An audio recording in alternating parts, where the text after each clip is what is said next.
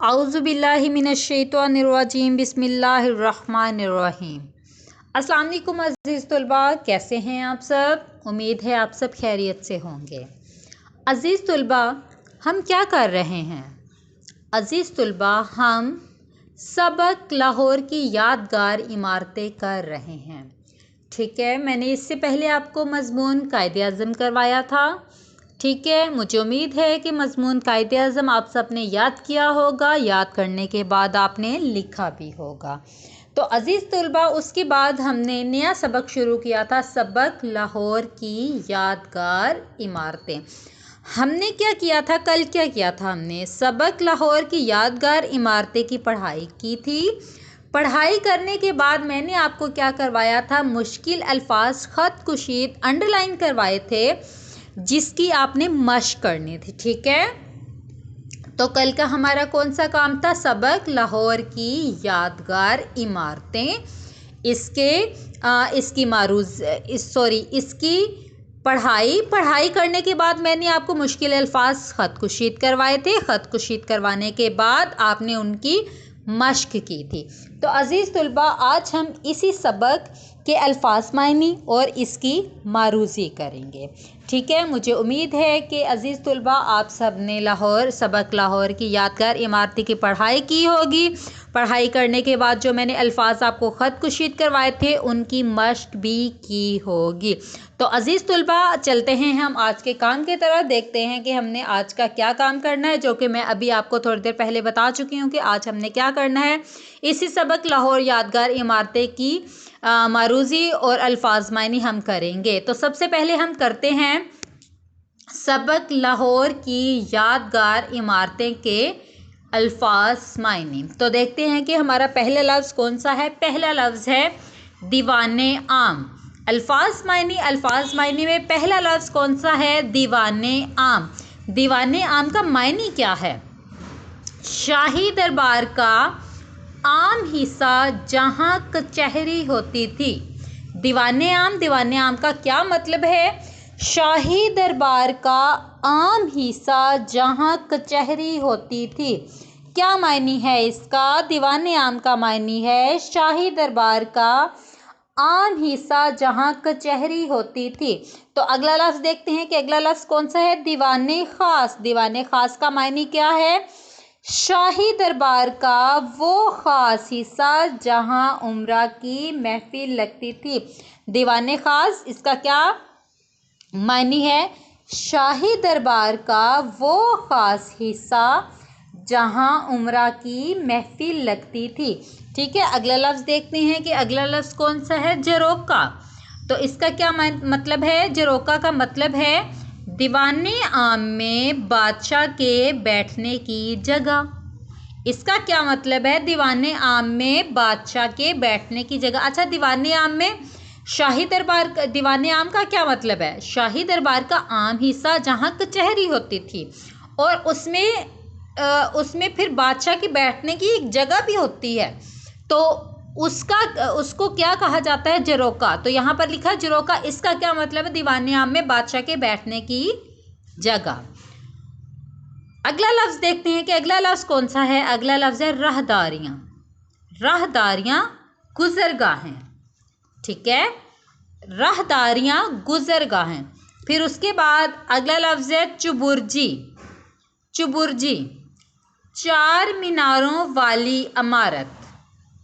ठीक है, चुबुर्जी, इसका क्या मायने है? चार मीनारों वाली इमारत।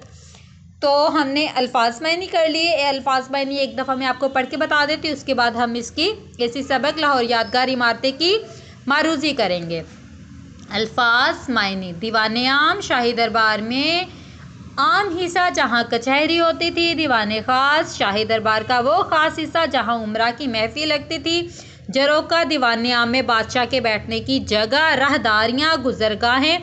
चुबुर्जी, चार मीनारों वाली इमारत। ठीक है, आगे देखते हैं कि आगे क्या है। आगे है खाली जगह। खाली जगह हम करेंगे सूबा पंजाब का दारुल हुकूमत देश है। अज़ीज़ तलबा, ये जो हमने खाली जगह में आपको करवाऊंगी। खाली जगह अगर आपने पढ़ाई अच्छे से की है तो इसका जवाब आप खुद से देंगे। ठीक है, आपको इसका जवाब मालूम है कि इसका जवाब क्या है। सूबा पंजाब का दारुल हुकूमत डैश है। सूबा पंजाब का दारुल हुकूमत क्या है, ये देखिए, लाहौर पाकिस्तान का दूसरा बड़ा शहर है।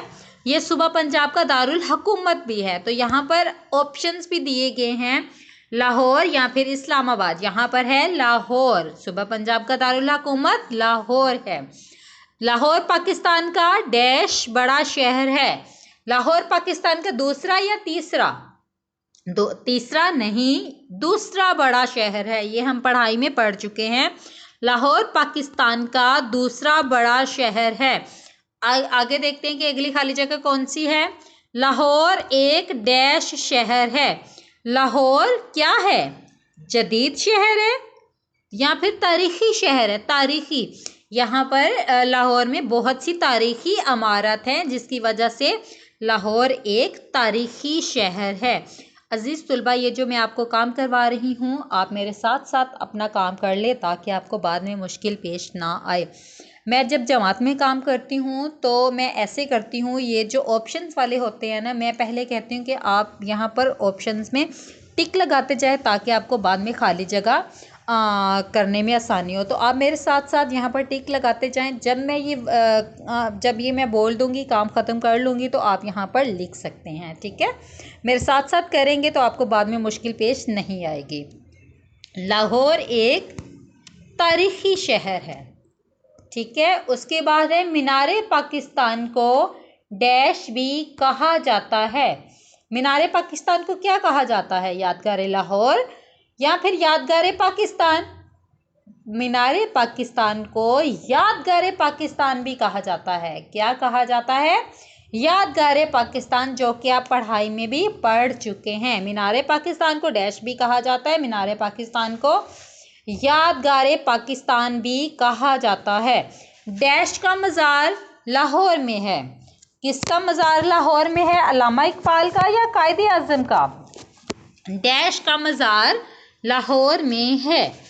अल्लामा इकबाल का मज़ार लाहौर में है। ठीक है, किसका मज़ार लाहौर में है, अल्लामा इकबाल का मज़ार लाहौर में है। तो अज़ीज़ तुलबा, हम खाली जगह भी कर चुके हैं, अल्फाज मायने भी। अब ये जो सुनना और बोलना है, ये आपने क्या करना है, सबक के जो पहले दो पैराग्राफ है ना, फिर मैंने आपको 2 पैराग्राफ पढ़कर बताए थे, पढ़ाई भी पढ़कर बताई थी, आपने इन पैराग्राफ को पढ़ना है। तो उसके बाद ये जो है आपने इन सवालों के जवाब बस सुनाने हैं। ठीक है, आपने इनको लिखना नहीं है, बस आपने सुनाने हैं कि पंजाब के दारुल हुकूमत का नाम क्या है, लाहौर को क्या कहा जाता है। अजीज़ तुलबा, अगर आपको याद हो तो अभी हम ये खाली जगह में भी कर चुके हैं। लाहौर का सबसे अहम मकाम कौन सा है। ठीक है, ये जो है पैराग्राफ पढ़ने के बाद आपने जस्ट ये इनके जवाब हैं, ये आपने सुनाने हैं। फिर उसके बाद है आपका पसंदीदा तफरीही मकाम कौन सा है, जमात में इसके बारे में बात कीजिए। हमने जो है लाहौर की यादगार इमारतें में हमने शाही किला के मुतल्लिक पढ़ा, फिर शालामार बाग, मकबरा जहांगीर, बादशाही मस्जिद। तो आप बताइएगा कि आपकी जो पसंदीदा तफरीही मकाम है वो कौन सा है। ठीक है, इसके अलावा आप कोई और मकाम भी बता सकते हैं कि मेरा पसंदीदा मकाम ये है। ठीक है, पढ़ाई हम कर चुके हैं। ये जो सबक के तीसरे था, आखिरी पैराग्राफ, हमने ये नहीं एक पैराग्राफ नहीं पढ़ना, हमने पूरी पढ़ाई पढ़नी है, शुरू से लेकर आखिर तक। ठीक है, ये जो यहाँ पर पैराग्राफ लिखा है आप इसको पढ़ लें, लेकिन ये नहीं है कि आपने इसी पैराग्राफ पे फोकस करना है, आपने सबक लाहौर की यादगार इमारतें की पूरी पढ़ाई करनी है। ठीक है, आज आपने दोहराई भी करनी है। मैंने शुरू में पूछा था ना कि कल हमने क्या किया था, तो मेरा पूछने का मकसद यही था कि आज आप उसकी दोहराई भी करें। ठीक है, इमला चाहे लिखिएगा ना, आज इमला की दोहराई कर लीजिएगा और जो पढ़ाई है वो एक दफ़ा पढ़ लीजिएगा। पढ़ने के बाद जब आप ये अल्फाज मानी और खाली जगह करेंगे तो आपको जो ये जो इनके जवाब हैं आपको आते होंगे, पहले से आते होंगे। ठीक है, आगे देखते हैं कि आगे क्या है। ये जो जुमले हैं ये हम बाद में करेंगे। ठीक है, आगे है अलिफ बाय तरतीब। तो अज़ीज़ तुलबा, मैं पहले हमने हमद की थी यहाँ अजीम तरीन वॉलम, आई थिंक सो अजीम तरीन वॉलम जब हमने किया था तब मैंने अलिफ बाय तरतीब आपको तफसील से बताया था कि अलिफ बाय तरतीब किसको कहा जाता है, अलिफ बाय तरतीब क्या है। ठीक है, ये सवाल नंबर 8 हम आखिर में करेंगे, अभी मैं आपको करवाती हूँ। आगे है ज़माना। हम जो भी काम करते हैं इसका ताल्लुक किसी ना किसी वक्त और ज़माने से होता है। ज़माने का क्या है, यानी कि हम जो काम कर रहे हैं या हमने किया था या हम करेंगे तो उसका किससे ताल्लुक़ होगा, उससे किसी ना किसी वक्त और ज़माने से होगा। हम जो भी काम करते हैं इसका ताल्लुक़ किसी ना किसी वक्त और ज़माने से होता है। गुज़रे हुए ज़माने को माजी कहते हैं। जो हम काम कर चुके हैं, जो हमने काम कर लिया, यानी कि जो हमने काम किया था वो उस ज़माने को क्या कहते हैं, माजी। मौजूदा ज़माने यानी कि अब हम पढ़ रहे हैं, हम काम कर रहे हैं तो इसको क्या कहा जाता है, हाल कहा जाता है। और आने वाले ज़माने को मुस्तकबिल कहते हैं, यानी कि हम ये काम करेंगे, ये हमने काम करना है, अभी करना मतलब कि करने लगे हैं, हम कल इस्लामाबाद जाएंगे, यानी कि ये हम मुस्तकबिल में काम करेंगे। ठीक है, तो आने वाले ज़माने को मुस्तकबिल कहते हैं। यहाँ पर मिसालें दी गई हैं, मैं आपको पढ़ के बताती हूँ। वाह कितनी ज़बरदस्त बारिश हो रही है, तो ये क्या है, हाल। कितनी ज़बरदस्त बारिश हो रही है, ये हाल है, अभी बारिश हो रही है।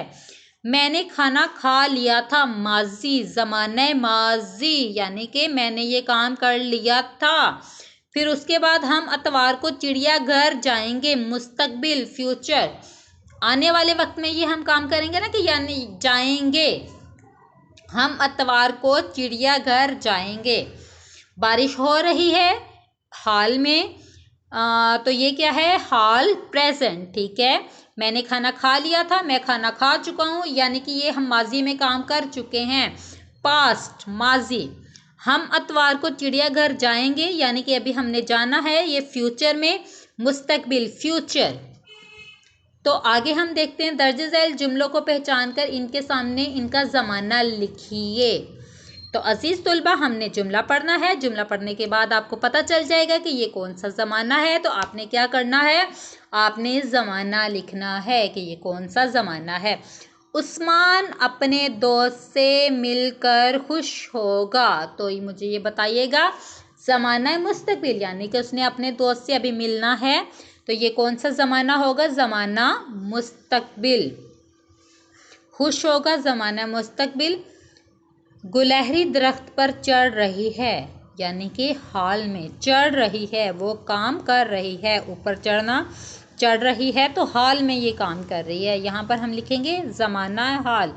अजीज़ तुलबा, यहाँ पर आप मुस्तकबिल अकेला लिख सकते हैं, यहाँ पर हाल ज़माना लिखने की ज़रूरत नहीं, ऊपर ज़माना लिखा है। ठीक है, तो इसके नीचे नीचे मुस्तकबिल लिख लें, फिर हाल लिख लें। ठीक है, हमने चिड़ियाघर की सैर की, यानी कि हमने चिड़ियाघर की सैर की, ना कर रहे हैं ना करेंगे, हम कर चुके हैं, तो ये क्या, माजी। हमने चिड़ियाघर की सैर की, माजी। आगे देखते हैं, चिड़िया दाना खा रही है। अभी चिड़िया दाना खा रही है, आप सामने देख सकते हैं कि चिड़िया दाना खा रही है, तो हम क्या करेंगे, ये है हाल, प्रेजेंट। तो चिड़िया दाना खा रही है, प्रेजेंट, हाल। उस्मान अपने दोस्त से मिलकर खुश होगा। मैं दोबारा से पढ़ के आपको बताने लगी हूँ ताकि आपको अच्छे से ये पता चल जाए कि मैंने क्या बोला है, और आपको भी पता चल जाए कि ये जुमला ज़माना हाल है, माजी है, मुस्तकबिल है, कौन सा जुमला है। उस्मान अपने दोस्त से मिलकर खुश होगा, तो ये कौन सा जुमला है, यानी कि कौन से ज़माने में बात हो रही है, खुश होगा, या ज़माना है मुस्तकबिल। गुलहरी दरख्त पर चढ़ रही है, यानी कि चढ़ रही है, ज़माना है हाल। हमने चिड़ियाघर की सैर की, हम यानी कि कर चुके हैं, ज़माना है माजी। चिड़िया दाना खा रही है, प्रेजेंट, यानी कि अभी खा रही है, हाल। पहला है मुस्तकबिल, दूसरा है हाल, तीसरा है माजी और चौथा है हाल। तो अजीज़ तुलबा, आपने ये भी काम करना है। हमने अल्फाज मानी कर लिए, हमने खाली जगह कर ली, खाली जगह के बाद हमने ये जो सवालात सुनना थे, जस्ट आपने बोलना थे, ये भी हमने कर लिए। उसके बाद मैंने आपको कहा था ये जो सवाल नंबर 8 है, अल्फाज को अलिफ बाई तरतीब से लिखिए और इनके मायने लुगत से तलाश कीजिए, ये हम बाद में करेंगे।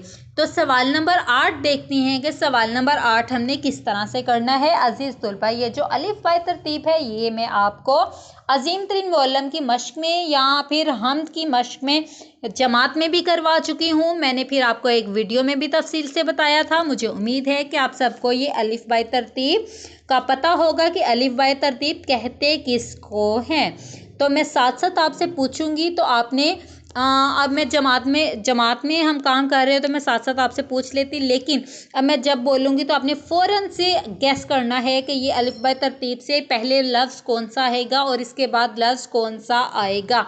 ठीक है, सवाल नंबर 8 है, अल्फाज को अलिफ बाई तरतीब से लिखिए और इनके मायने लुगत से तलाश कीजिए।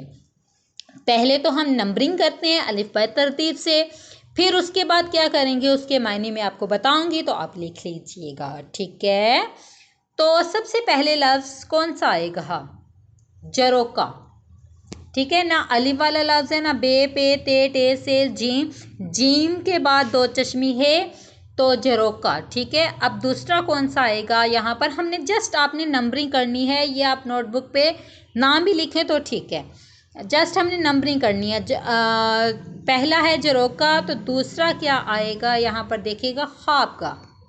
ठीक है, पहला जरोका, दूसरा ख्वाबगा और तीसरा है राहदारियाँ, ये चौथा है शाहकार।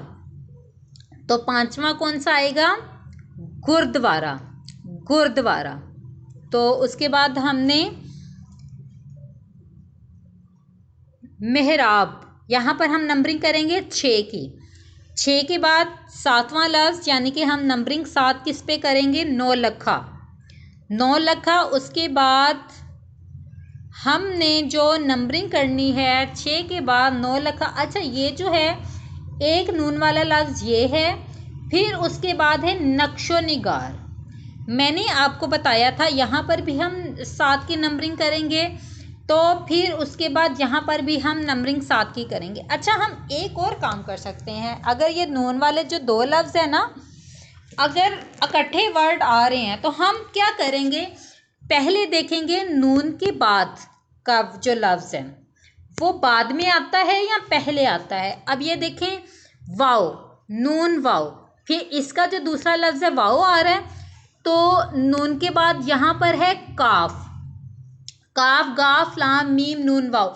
यहाँ पर हम 7 लिख सकते हैं, यहाँ पर हम 7 लिखेंगे, नंबरिंग 7 की करेंगे। अजीज़ तुलबा, यहाँ पर गौर से मेरी बात सुनेंगे, यहाँ पर 7 क्योंकि काफ वाओ से पहले आता है। ठीक है, 7 यहाँ पर 7 लिखेंगे, फिर 9 लखा पे हम नंबरिंग करेंगे 8 की, 8। ठीक है, उसके बाद नंबरिंग करेंगे हम वसीओ अरीस पे। ठीक है, 9 के बाद नंबरिंग 9 लखा के बाद हम जो नंबरिंग करेंगे वो 9 की हम करेंगे। ठीक है, 9 लखा जो है वहाँ पर वो आएगा नक्शो निगार 7 और 9 लखा 8 और वसीओ अरीस 9। मैं आपको नंबरिंग दोबारा से करके बता देती हूँ ताकि आपको आसानी पेश आ जाए। पहला मैं ऐसे बोलती हूँ, 1 जरोका, फिर उसके बाद जो 2 है ख्वाबगा, 3 राहदारियाँ, 4 शानो शौकत, 5 गुरुद्वारा,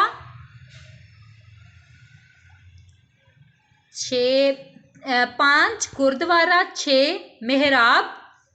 उसके बाद नंबरिंग 7 पे हम पहले करेंगे नक्शो निगार, फिर 8 पे हम करेंगे 9 लखा, फिर 9 पे हम करेंगे वसीओ अरीस। अजीज़ तुलबा, आपने क्या कर ली, अब आपने नंबरिंग कर ली। ठीक है, अब नंबरिंग के बाद हमने क्या करना है, अलिफ बाई तरतीब से हमने नंबरिंग कर ली, फिर इनके मायने लिखने हैं। जैसे मायने मैंने लिखे हुए हैं ऊपर, पहले नंबरिंग की उसके बाद मायने लिखे, तो आप भी अजीज़ तुलबा ऐसे ही मायने लिख लीजिएगा। सबसे पहला लफ्ज़ वसीओ अरीस, इसका मायने क्या है? फैला हुआ, वसीओ अरीस फैला हुआ। शानो शौकत ठाट बाट, शानो शौकत का मायने क्या है? ठाट बाट। राहदारी रास्ता। राहदारी का मानी क्या है? रास्ता। अजीज तुलबा, राहदारी का मानी क्या है? रास्ता। नौलखा बहुत कीमती। नौलखा का क्या मतलब है? बहुत कीमती। जरोका खिड़की। ख्वाबगाह सोने का कमरा जिसमें सोते हैं। ख्वाबगाह सोने का कमरा। नक्शो निगार फूल पत्ती का आराइशी काम। नक्शो निगार फूल पत्ती का आराइशी काम। फिर आगे है गुरुद्वारा। गुरुद्वारा सिखों की इबादत गाह। अजीज तुलबा, यहाँ पर आप देख रहे हैं सिखों की इबादत गाह, गाफ अलिफ गाह के बाद हे भी आएगी। यहाँ पर गुरुद्वारा के बाद जो छोटी सी हे लिखी हुई ना, उसी तरह से इसके बाद भी हे आएगी, तो आप हे लगा लीजिएगा, ठीक है। गुरुद्वारा सिखों की इबादत गाह। मेहराब मस्जिद में इमाम के खड़े होने की जगह। मस्जिद में इमाम के खड़े होने की जगह। शाहकार आलीशान। शाहकार आलीशान। एक दफ़ा मैं बोल देती हूँ, बस मैं एक एक दफ़ा बोलूँगी ताकि आपको आसानी हो जाए ये जो अल्फाज मैंने लिखने में। वसी और इज़ फैला हुआ, शान शौकत ठाट बाट, राहदारियाँ रास्ता, नौलखा बहुत कीमती, जरोका खिड़की, ख्वाबगाह सोने का कमरा, नक्शो निगार फूल पत्ती का आराइशी काम, गुरुद्वारा सिखों की इबादत गाह, मेहराब मस्जिद में इमाम के खड़े होने की जगह, शाहकार आलीशान। तो अजीज़ तुलबा, आपने पहले अलिफ बाई तरतीब से नंबरिंग करनी है। नंबरिंग करने के बाद आपने नंबरिंग करने के बाद आपने इनके मायने जिस तरह से मैंने लिखे हुए हैं बुक पे ही आपने नंबरिंग भी बुक पे करनी है, और ऐसे अल्फाज मायने भी इसी तरह से बुक पे कर लीजिएगा। तो अजीज़ तुलबा, आज का आपका कौन सा काम है? आज आप सबसे पहले तो लाहौर की यादगार इमारतें की पढ़ाई करेंगे। ये दोहराई के लिए काम है, ठीक है।